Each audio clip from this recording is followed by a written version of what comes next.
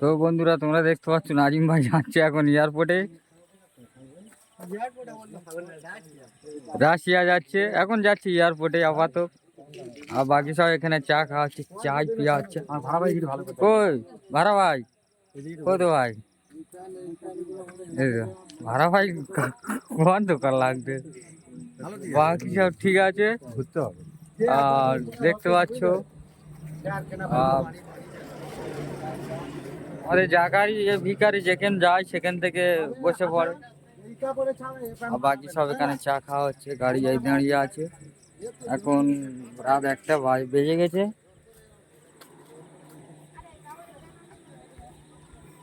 দেখা পাচ্ছ কতজন যাচ্ছি। আমাদের সকাল 6টায় ফ্লাইট আছে, 1টার সময় যাচ্ছি।